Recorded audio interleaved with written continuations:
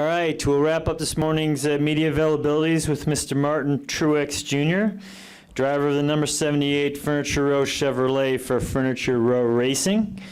He has 5 top 5 finishes and 7 top 10s here, and finished 3rd in both Michigan races last season. Obviously a popular win in the NASCAR Nation 2 weeks ago at the Coca-Cola 600. And for the audience today, I know you were one of the drivers who was part of the Goodyear tire test here at Michigan, so you will have tested the package and some of the things we're going to be trying to do. So can you give us a little bit of a sense of what you took away from that test, what are the rules, and how do you think it'll impact the racing this weekend? Yeah, sure. It was a short test because of rain, but we did learn a few things, and I think the biggest thing was just off throttle time was more, middle of the corner speed was slower, and end of the straightaway speed was a little faster. So really just more in the same direction we went from last year's package to what we're racing now, and definitely another step in a direction we're all looking for. So should be a lot of fun. I think everybody's really excited and optimistic about the weekend just to see what it's all about and learn about the new package and try to figure it out. So hopefully the racing will be what we hope, and should be a lot of fun. Well, clearly the package that we're racing right now has been good for you and your team. Tell us a little bit about why that is. Is it you as a driver, you as a team, but clearly Furniture Row and what Martin Truex has done this year with this package has been a success and obviously led to the win.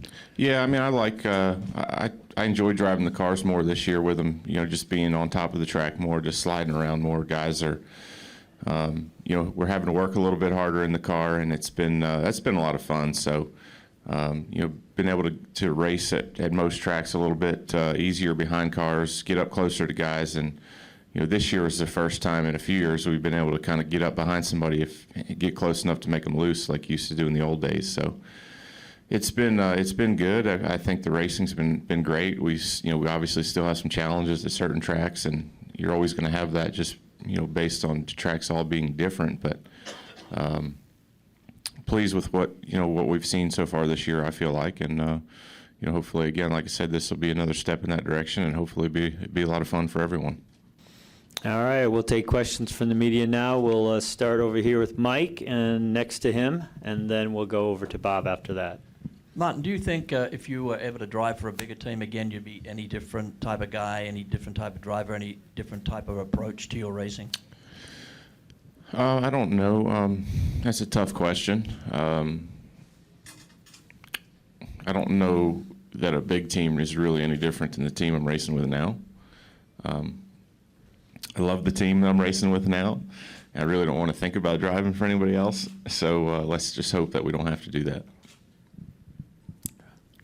George Poley, the Macomb Daily. Martin, Sean Robb's a former Michigander, part of your crew at the shop. Could you just comment on how the folks at Toyota, with Sean and some of those guys, have been able to make what looks from the outside anyway like a pretty smooth transition? It's been a really smooth transition. I think smoother than any of us thought. Barney had planned on running the first 10 or so races, and just being like so and trying to figure things out. Maybe stumble a little bit until we kind of got everything ironed out, got the cars built up, and kind of got things figured out. But really, we came out of the box strong at Daytona. There's a lot of people to credit for that. Obviously, everybody at Toyota, Dave Wilson, Andy Graves, all those folks, everybody at TRD, and especially JGR. They're obviously a big part of what we're doing. The partnership has worked really well. All their crew chiefs, engineers, really just everyone from coach to the bottom.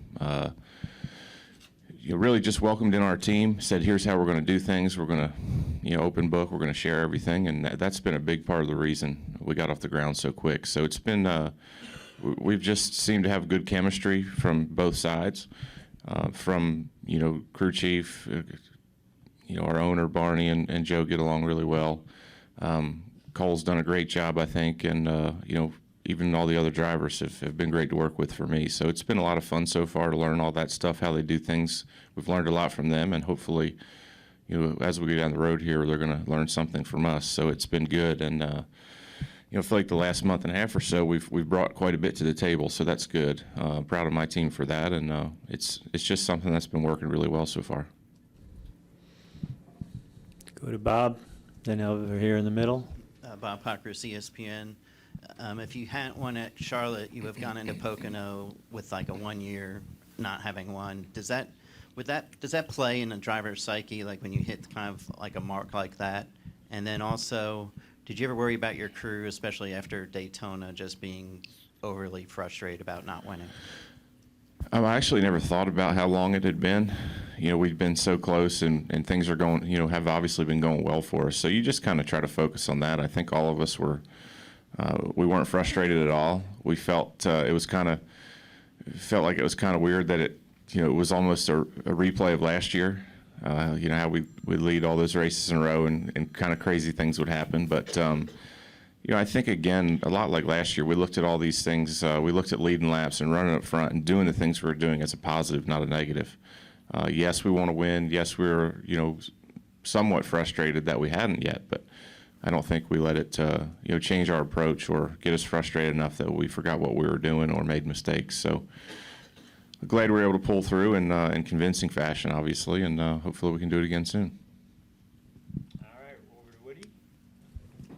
Woody came with MRN. Martin, with Father's Day coming up next weekend, I was just curious if you'd tell us a little bit about what a help it was, your dad's experience helping you get to where you are now. Well, I wouldn't be here without my dad. That's, it's plain and simple. He was, he grew up racing. He was my hero. That's the only reason I knew anything about it, So I can remember going to the track as a young kid, as young as I can remember, probably 4 or 5 years old, to watch him and to learn from him, and just hanging around the garage and the shops that he had over the years, and going to the racetrack. That's what got me into it. And then I can remember as a young kid thinking I'm going to drive race cars someday, and that was the only thing I ever cared about. That was the only thing I wanted to do. So started racing because of him. Obviously, he owned all the cars I drove up until I got hired to drive for Chance 2 back in '03. And so without him, I would have never got into racing, and I certainly would have never made it to the level I'm at today. So I owe a lot to him, and have a lot of great memories growing up racing with Dad. All right, that wraps up today. Thank you, Martin. I appreciate it. Yep, thanks, guys. Have a good weekend.